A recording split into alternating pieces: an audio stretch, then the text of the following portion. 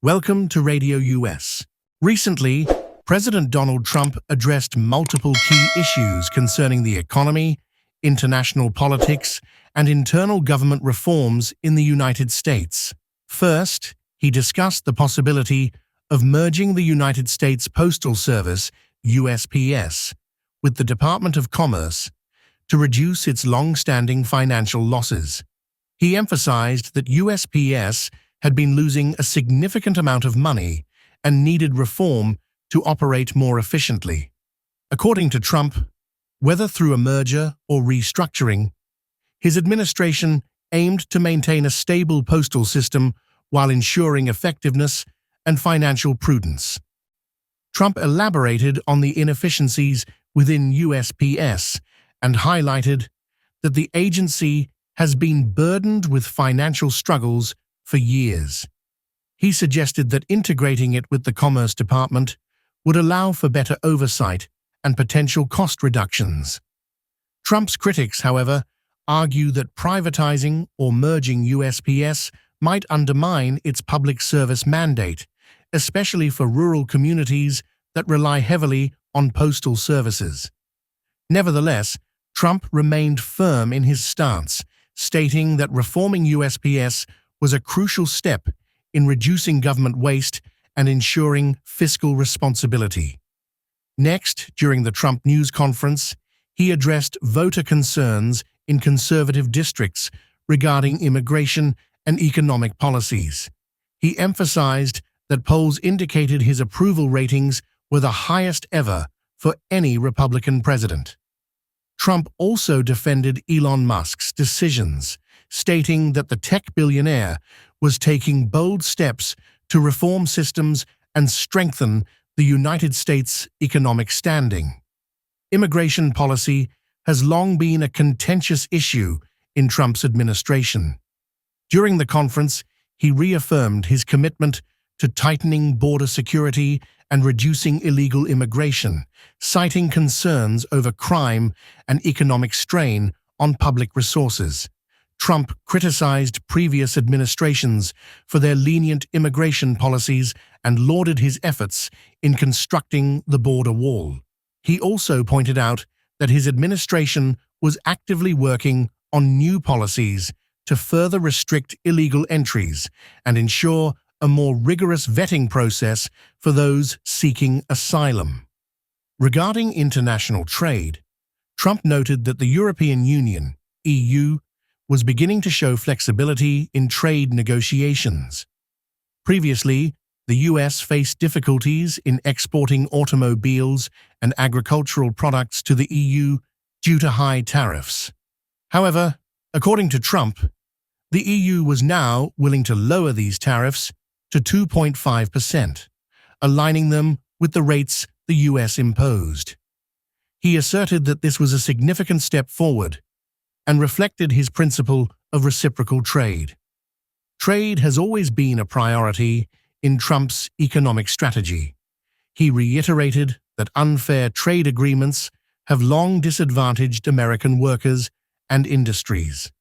His administration had worked towards renegotiating agreements such as NAFTA, replacing it with the USMCA, which he described as a better deal for American farmers and manufacturers.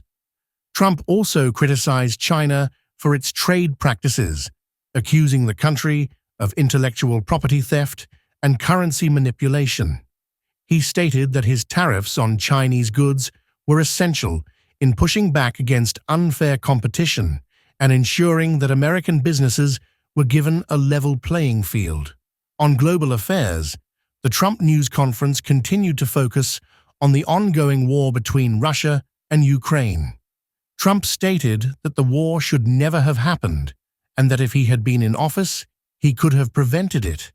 He highlighted that the US had provided approximately $300 billion in aid to Ukraine, while Europe contributed only $100 billion, calling this an unfair distribution given the war's greater impact on Europe.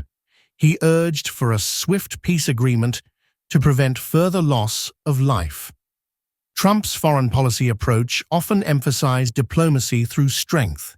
He argued that his strong leadership and relationships with world leaders, including Vladimir Putin, could have prevented the conflict.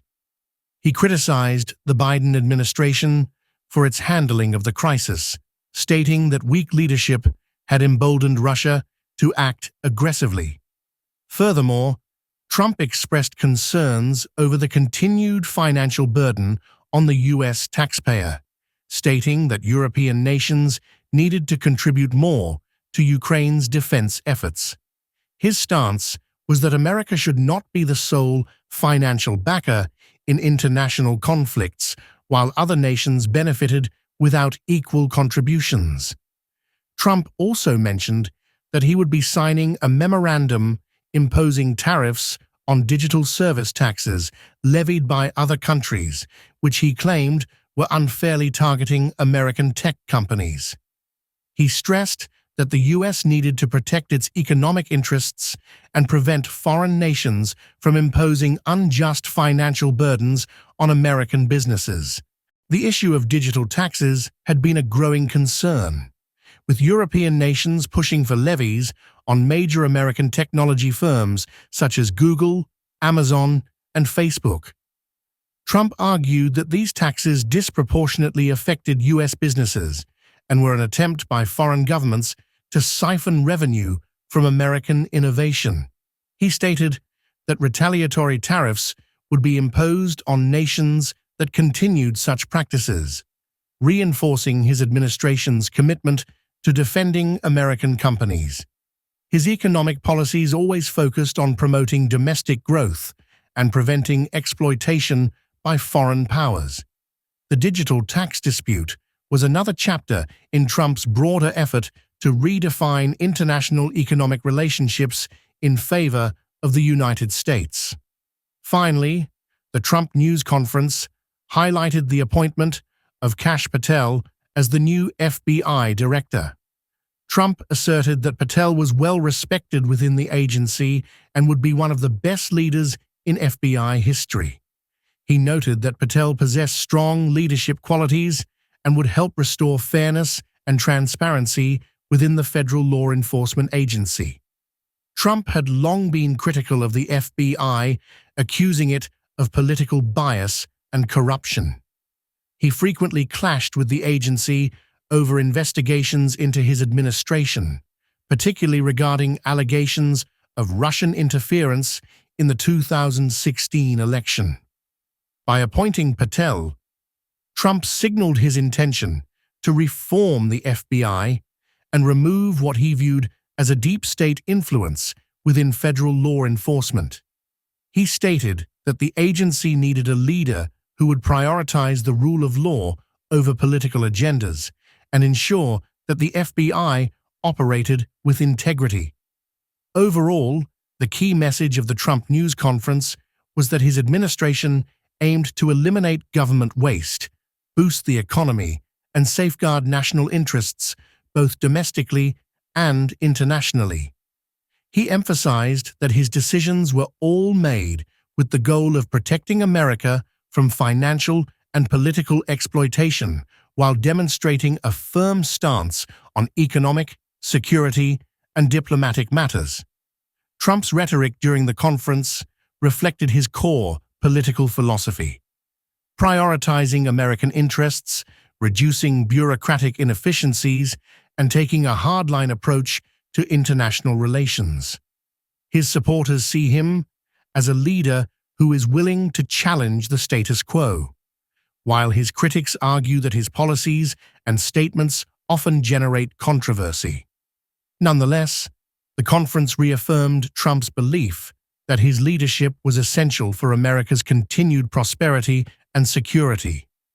Throughout the Trump news conference, he sought to portray himself as a champion of the American worker, a defender of national security, and a leader committed to holding foreign nations accountable.